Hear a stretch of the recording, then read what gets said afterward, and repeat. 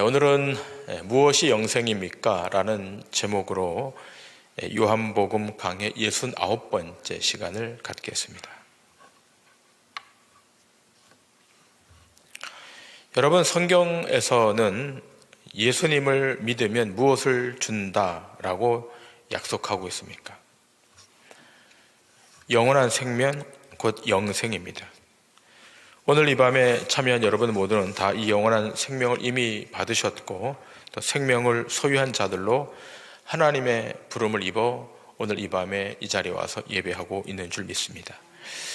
이 영생에 관한 요한복음의 가장 유명한 말씀, 요한복음 3장 16절의 말씀, 여러분 다 암송하고 있는 말씀 아니겠습니까? 하나님이 세상을 이처럼 사랑하사 독생자를 주셨으니 이는 그를 믿는 자마다 멸망치 않고 영생을 얻게 하려 하심이라. 자, 우리 말씀을 다 같이 한번 읽으십시다. 시작. 하나님이 세상을 이처럼 사랑하사 독생자를 주셨으니 이는 그를 믿는 자마다 멸망치 않고 영생을 얻게 하려 하심이라.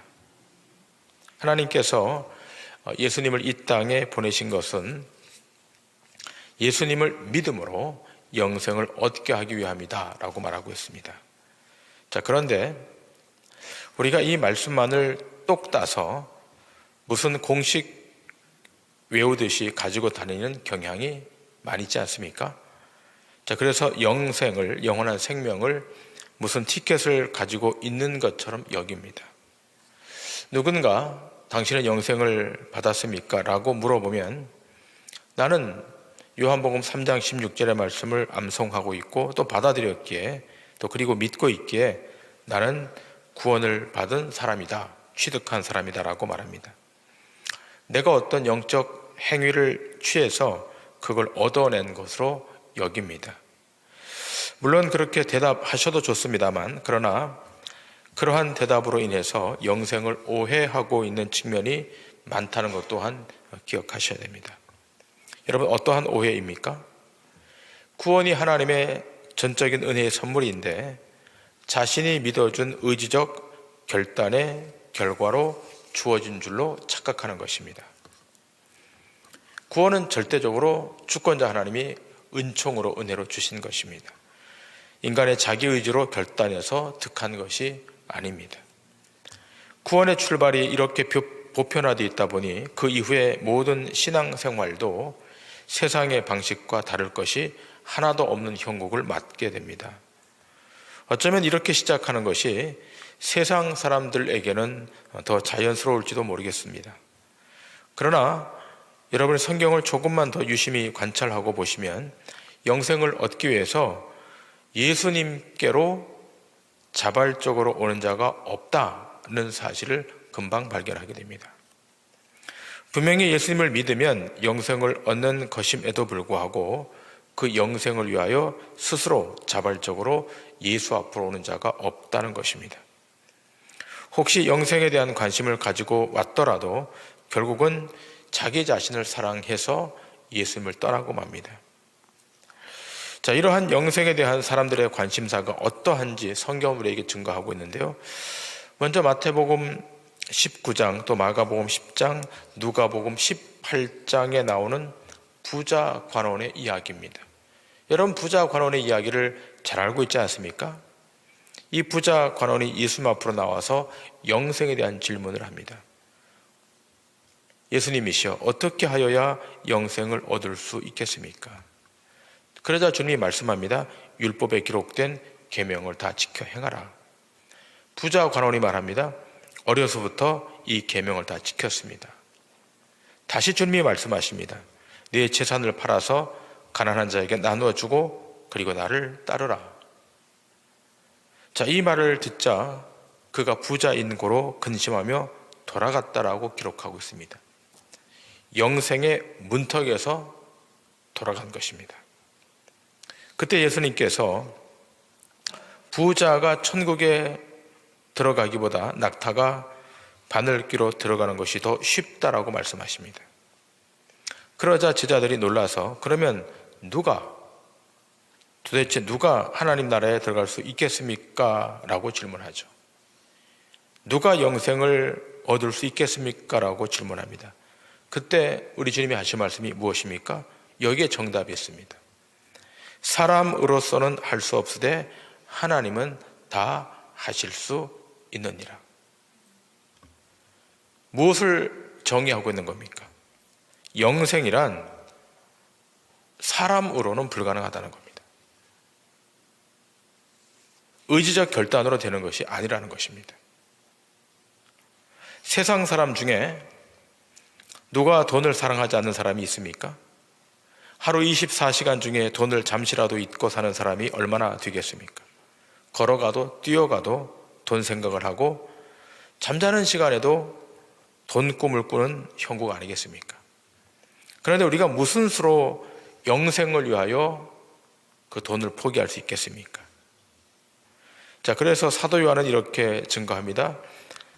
요한복음 5장 34절 이하의 말씀입니다. 너희가 성경에서 영생을 얻는 줄 생각하고 성경을 연구하거니와 이 성경이 곧 내게 대하여 증언하는 것이니라. 그러나 너희가 영생을 얻기 위하여 내게 오기를 원하지 아니하는도다. 나는 사람에게서 영광을 취하지 아니하노라. 다만 하나님을 사랑하는 것이 너희 속에 없음을 알았노라. 나는 내 아버지의 이름으로 왔음에 너희가 영접하지 아니하나 만일 다른 사람이 자기 이름으로 오면 영접하리라. 너희가 서로 영광을 취하고 유일하신 하나님께로부터 오는 영광은 구하지 아니하니 어찌 나를 믿을 수 있느냐. 자, 성경에서 영생을 얻는 줄 알고 성경을 열심히 보는데 이 성경이 바로 예수님에 대하여 증거하고 있다는 겁니다. 성경은 궁극적으로 누구를 증언하고 증거하는가 하면 메시아로 오신 예수 그리스도이십니다.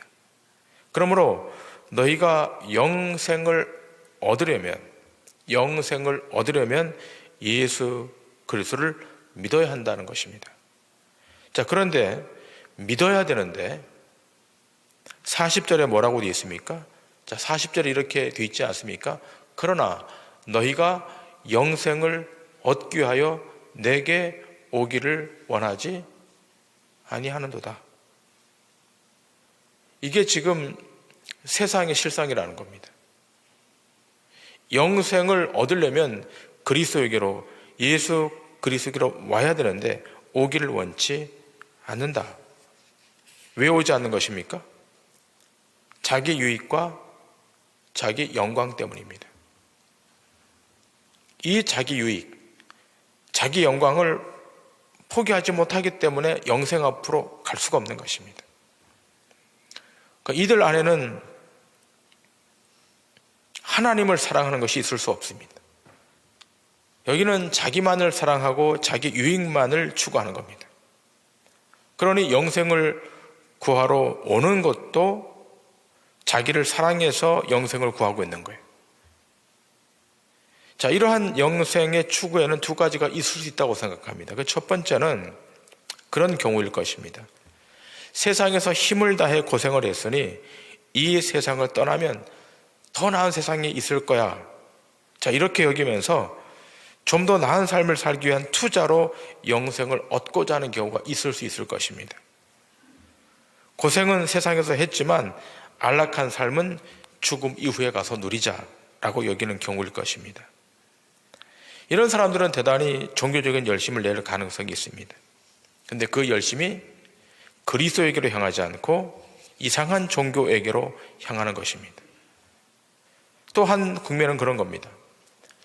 먹고 살만하고 세상의 것들은 별 부러움 없이 살고 있었던 사람이 어느 날 갑자기 영생에 대한 관심을 가질 수가 있습니다.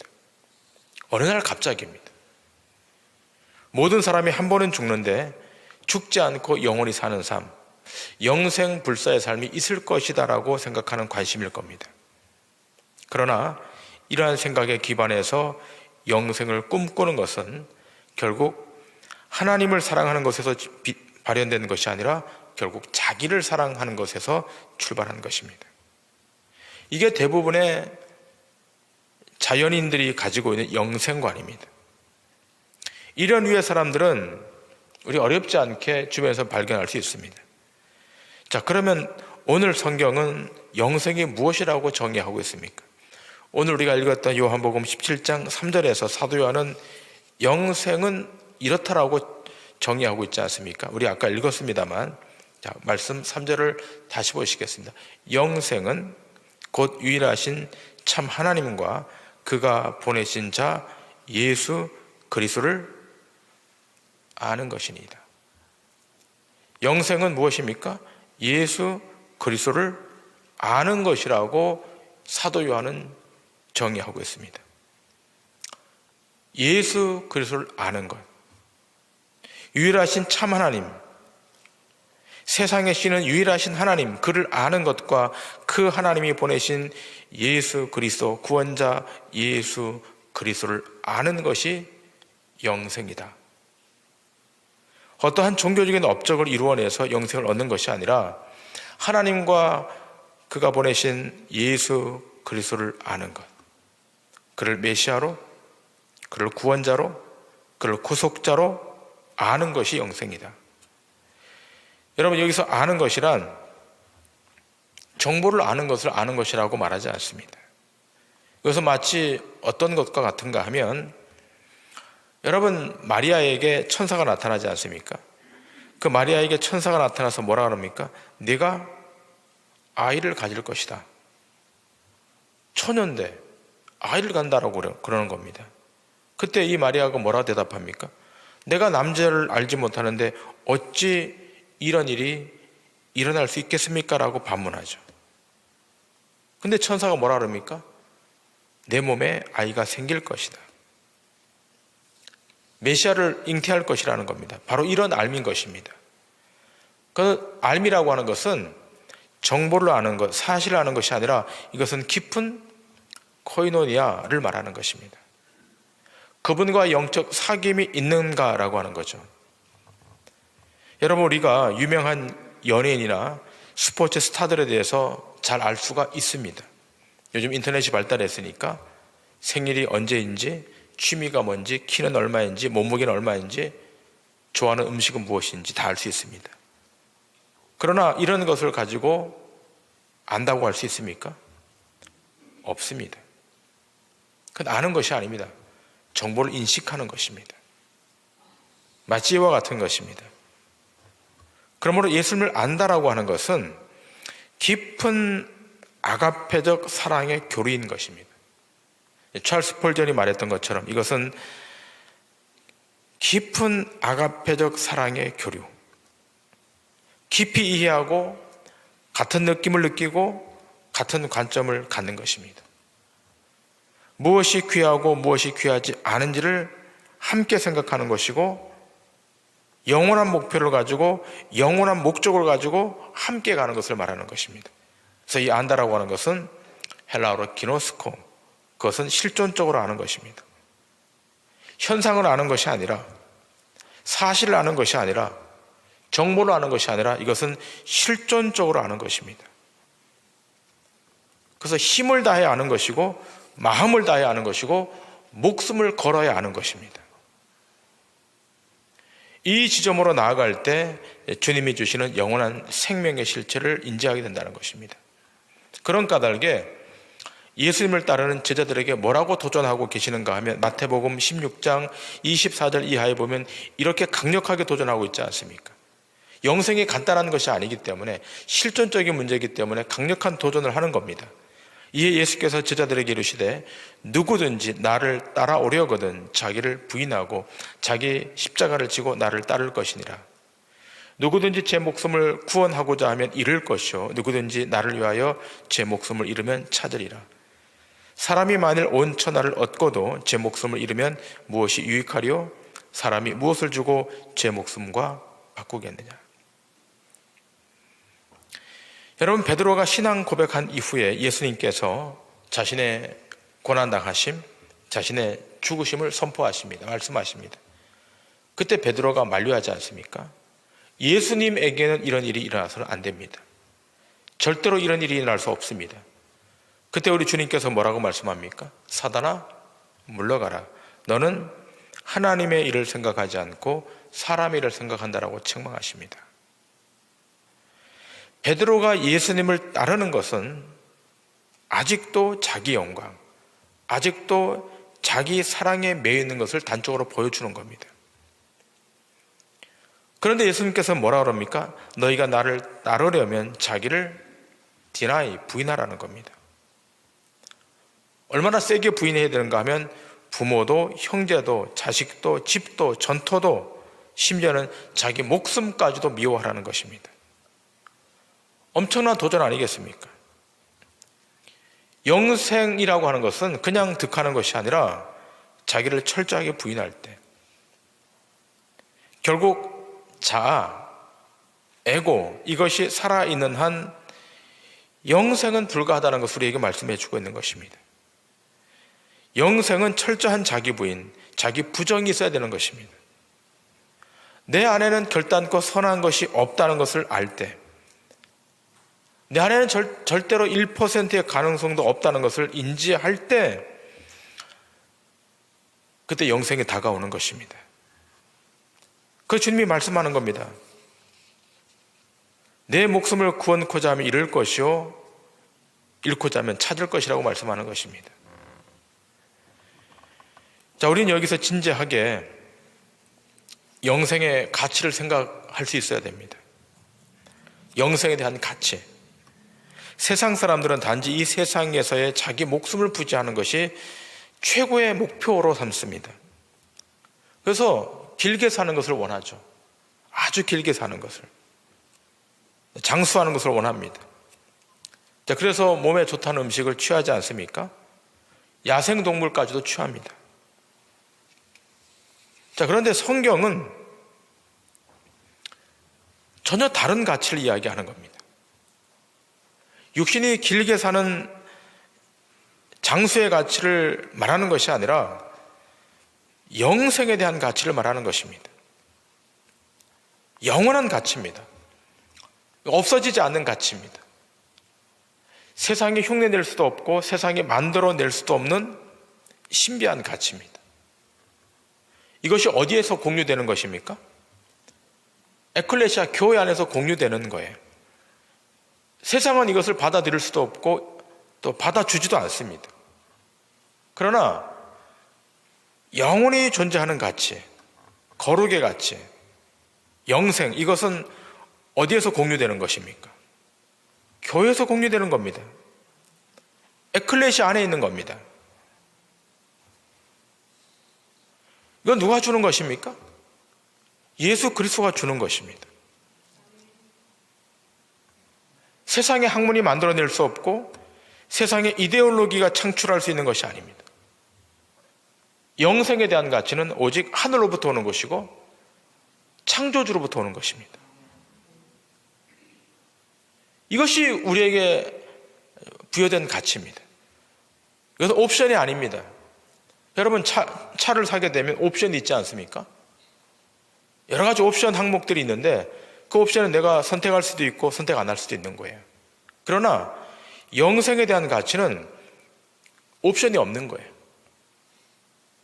내가 취할 수 있고 취할 수 없는 것이 아니라 이것은 마땅히 붙들어야 되는 겁니다. 그런데 문제는 무엇입니까? 그 가치를 에클레시아가 손에 놓고 있다는 거예요. 그 놀라운 가치인데 이것을 등한시 여기고 있다는 겁니다. 왜 그럴까? 마치 이와 같은 겁니다. 내가 영생을 티켓처럼 따놨으니까 이제부터는 그 영적인 것 말고 이 땅에서 취하고 누릴 것에 집중하는 거예요.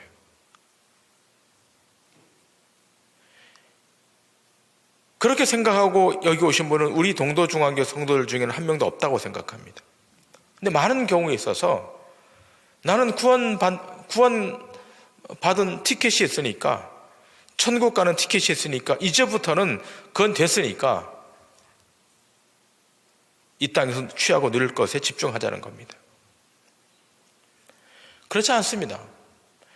신자는 자기 인생이 종료될 때까지 영원한 것을 구하고 영생에 관한 것을 취해야 되는 것입니다. 믿음의 결국은 영생입니다. 영생이란 한 번 믿어놓고 따놓은 티켓이 아닙니다.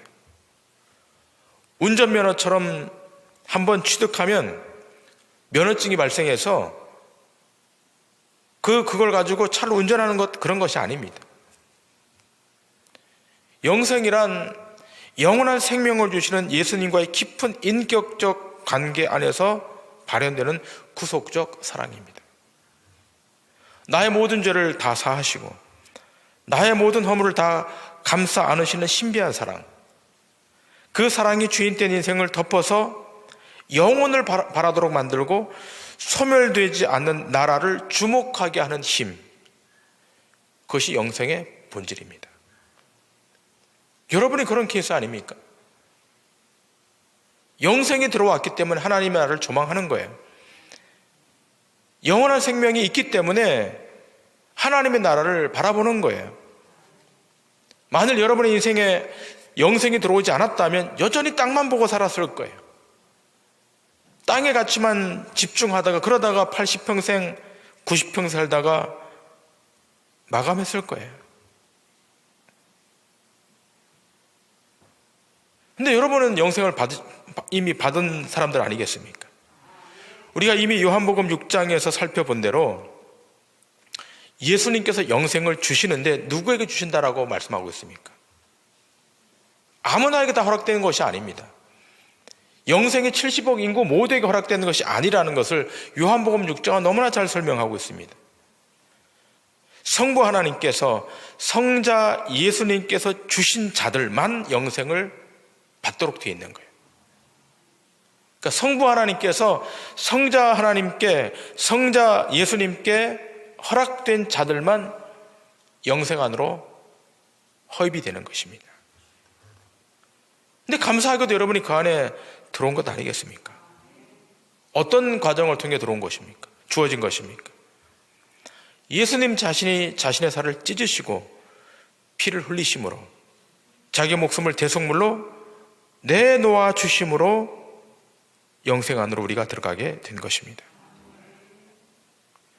여러분, 우리가 생각하는 영생이란 단지 죽지 않고 영원히 사는 것을 생각하지만, 그러나 성경이 말하는 영생이란 그것을 넘어서는 거예요. 단지 영원히 산다 그게 아니라 영원한 생명이신 그분과 함께 더불어 실존하는 것을 말하는 거예요. 그의 영광을 함께 누리고 그의 권위를 맛보고 그의 통치 안에 얼마나 큰 기쁨과 감격이 있는지를 경험하는 삶, 이것이 영생의 삶이에요. 그러므로 주님의 재림이 가까우면 가까울수록 세상은 두 가지로 딱 나눠지는 거예요. 그 하나는 생명 안으로, 또 하나는 사망 안으로. 로마서 6장 20절에 바울은 이렇게 증거하고 있지 않습니까? 너희가 죄의 종이 되었을 때에는 의에 대하여 자유로웠느니라. 너희가 그때 무슨 열매를 얻었느냐? 이제는 너희가 그 일을 부끄러워하나니 이는 그 마지막이 사망임이라. 그러나 이제는 너희가 죄로부터 해방되고 하나님께 종이 되어 거룩함에 이르는 열매를 맺었으니 그 마지막은 영생이라. 죄의 삭은 사망이요 하나님의 은사는 그리스도 예수 우리 주 안에 있는 영생이니라. 자, 두 극단이 나눠져 있지 않습니까? 21절에 뭐랍니까? 그때에 우리가 구원받기 전에, 영생 안으로 들어오기 전에는 그 마지막은 21절에 사망이라고 기록되어 있는 거예요. 근데 22절 어떻게 되어 있습니까? 그러나 이제는 그 마지막은 영생이라고 말하고 있는 겁니다. 사망은 왜 사망이 온 것입니까? 죄가 왕노릇하기 때문에 사망이 온 것이고, 생명은 어떻게 발현된 것입니까? 의가 왕노릇하기 때문에 생명이 오는 거예요. 그런데 여러분과 저희 인생에 누구의 의가 들어온 것입니까? 하나님의 의가 들어온 겁니다. 그 의가 역사와 시간을 뚫고 여러분의 인생에 침투한 것입니다. 왜 그러한 일이 벌어진 것입니까? 여러분과 저를 죽음과 어둠에서 건져서 살려내시기 위해, 살려내기 위해 그렇게 하신 게 하나님이. 이것은 단지 죄사함 받고 하나님의 자녀가 되었다 그 수준이 아니라 그 생명의 풍성함과 완전함에 이르는 것, 그 생명의 영광을 맛보며 사는 것의 완성의 상태, 이것이 영생입니다. 근데 참 아이러니한 것은 이 영생에 대한 감각이 희미해졌다는 거예요. 언제부터인가 영원한 생명에 대한 가치가 약화되었다는 겁니다. 신자라면 내 존재에 부여된 영생, 그 영생이 내 안에 실존하고 있다는 것에 대한 무궁한 자긍심, 신자된 자존심이 넘쳐나야 되는데 그것이 점차 소멸되기 시작했습니다. 왜 그런가요? 수시로 다가오는 사단의 유혹과 공격 때문에 그렇습니다. 여기 자주 걸려 넘어지기 때문에 그래요. 바울이 에베소 교회에 강력하게 공고하고 있지 않습니까? 에베소 4장 21절 이하입니다. 진리가 예수 안에 있는 것 같이 너희가 참으로 그에게서 듣고 또한 그 안에서 가르침을 받았을진대 너희는 유혹의 욕심을 따라 썩어져가는 구습을 따르는 옛사람을 벗어버리고 오직 너희의 심령이 새롭게 되어 하나님을 따라 의와 진리의 거룩함으로 지으심을 받은 새 사람을 입으라. 유혹의 욕심을 따라 썩어져가는 구습, 옛사람을 벗어버리라는 겁니다. 여러분, 주님이 주시는 이 영생의 가치가 얼마나 값진 것인가를 아셔야 됩니다. 하나님의 신적 의, 절대적 의가 우리 안에 도달한 거 아니겠습니까? 한번 가만히 생각해 보세요. 내 인생을 살아가는데 하나님의 의가 내게로 밀고 들어온 거예요. 내가 원해서 그런 것이 아니라 창세 전에 우리를 선택하셨다가 예정하셨다가 때가 되어서 우리를 살리려고 하나님의 의가 내 안에 밀고 들어왔어요. 내 가정에 밀고 들어오는 거예요. 그래서 하나님을 알게 되었고 예수 그리스도가 나의 구원자임을 인식하게 된 것, 얼마나 놀라운 일입니까? 이것보다 놀라운 일이 어디 있겠습니까? 여러분이 아내를 만나고 남편을 만나는 것 놀라운 일일 거예요. 아니 전혀 모르는 사이였는데 전혀 수십 년을 달리 살았는데 만나는 거예요. 얼마나 신비한 일입니까? 신비하지 않으신 것 같아요. 안 신비합니까? 안 만났으면 좋을 뻔했는데.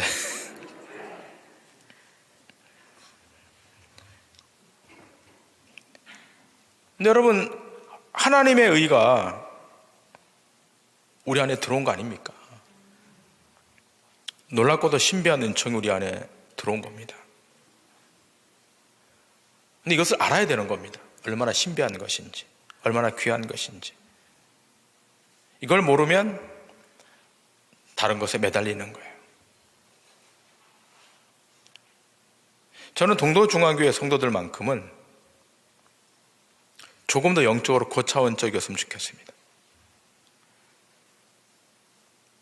우리의 신앙이 세상에서 잘 되는 것에 초점을 두기 시작하면 지금 제가 말씀드린 이러한 놀랍고도 신비한 그 하나님의 은총을 모르는 겁니다. 그러면 똑같아지는 거예요, 세상과.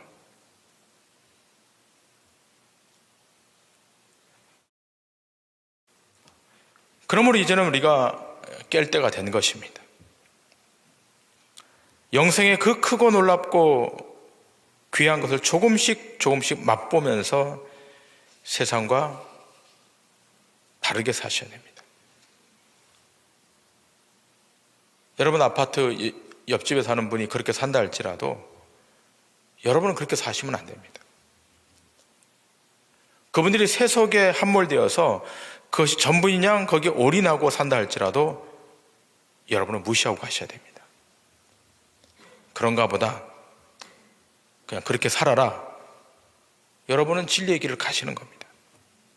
영생의 길을 가시는 겁니다. 그게 신자입니다. 주님 재림하실 때까지, 여러분의 인생이 끝나는 시간까지 위로부터 오는 그 영원한 생명의 그 맛을 느끼시면서 주님을 더 깊이 알아가시고 그 안에서 참된 자유와 참된 해방과 참된 감격을 경험하시면서 믿음으로 사셔서 세상 앞에 승리하는 주의 권속들 다 되시기를 주님의 이름으로 간절히 축원합니다. 기도하시겠습니다.